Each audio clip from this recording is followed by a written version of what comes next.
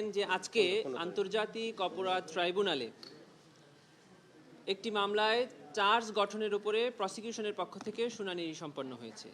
এই মামলায় দুজন আসামি, একজন হলেন সজীব আহমেদ ওয়াজেদ জয় এবং আরেকজন হলেন জুনায়েদ আহমেদ পলক।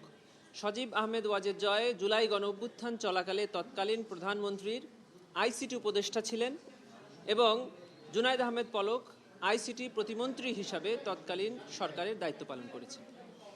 আমরা চার্জ গঠনের শুনানিতে বলেছি যে জুলাই গণঅভ্যুত্থান চলাকালে সরকার পরিকল্পিতভাবে ইন্টারনেট সেবা প্রথমে স্লো করে দিয়ে এবং পরবর্তীতে সম্পূর্ণরূপে বন্ধ করে দিয়ে এই আন্দোলনে যারা ছাত্র জনতা নিরীহ নিরস্ত্রভাবে শান্তিপূর্ণ আন্দোলন করছিল তাদের উপরে মানবতা বিরোধী অপরাধ পরিচালনা করেছে এবং সেই তথ্য দেশে এবং দেশের বাইরে যেন মানুষ জানতে না পারে সেই জন্য পরিকল্পিতভাবে ইন্টারনেট বন্ধ করেছে। শুধু তাই নয়, এই আন্দোলনকারীরা যেন পরস্পর যোগাযোগ করতে না পারে সেজন্য এই ইন্টারনেট বন্ধ করা হয়েছে।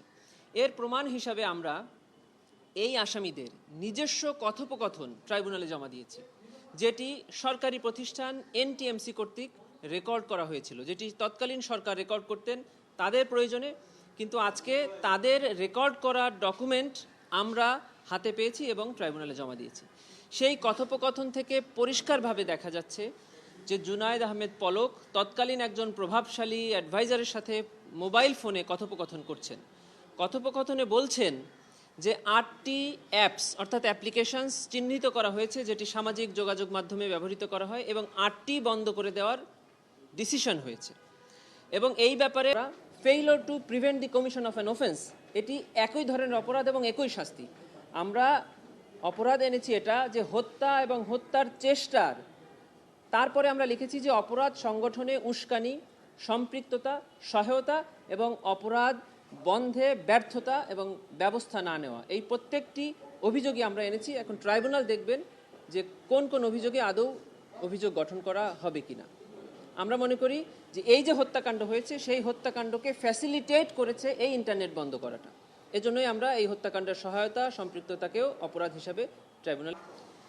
এটা তো সাবেক প্রধানমন্ত্রী শেখ হাসিনার সাথে তৎকালীন মেয়র তাপসের কথোপকথন থেকে পরিষ্কার হচ্ছে, শেখ হাসিনা বলছেন যে আমি পোড়াতে বলেছি কি, ওরা পুড়িয়ে দিয়েছে সেতু ভবন। তার মানে পুড়িয়ে দেওয়াটা তাদের ইন্টেনশন ছিল, কিন্তু পোড়ানোটা হয়তো বা একটা না হয়ে অন্যটা পুড়িয়েছে, কিন্তু পোড়ানোটা তাদের উদ্দেশ্য ছিল।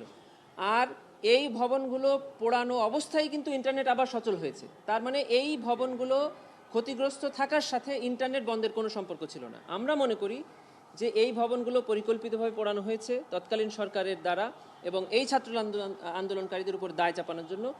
আর এই ভবনগুলো পোড়ানোর সাথে ইন্টারনেট বন্ধের কোনো সম্পর্ক ছিল না। এগুলো যারা বলেছে এটা তাদের ব্যক্তিগত অভিমত, এটার সাথেই মামলার কোনো সম্পর্ক। আমরা এ সপ্তাহেই ওই মামলার, অর্থাৎ সাবেক প্রধানমন্ত্রী শেখ হাসিনা সহ যে 3 জনের মামলা, ওই মামলার কনসাইজ স্টেটমেন্ট প্রস্তুত করেছি এবং আমরা এটাকে ফিক্স করার জন্য একটা অ্যাপ্লিকেশন দিব কাল অথবা পরশুদিনের মধ্যে, যেটা চেম্বার জজে আমরা যাব। চেম্বার জজে শুনানির পরে এটি চলে যাবে ফুল কোর্টে। ফুল কোর্টের মাননীয় প্রধান বিচারপতির সমন্বয়ে যে বেঞ্চ, ওনারা সিদ্ধান্ত নেবেন যে এটা কবে শুনানি করবেন। তবে এই মামলার এই আইনে পরিষ্কার করে বলে দেওয়া আছে যে আপিল দায়েরের 60 দিনের মধ্যে আপিল শুনানি নিষ্পত্তি করতে হবে। আমরা সেটার উপরে ওখানে এমফাসিস দিব। কনসাইজ স্টেটমেন্ট এবং ফিক্সিংয়ের অ্যাপ্লিকেশন আমরা তৈরি করে ফেলেছি, কাল বা পরশু দিনের মধ্যে আমরা ফাইল করে দিব।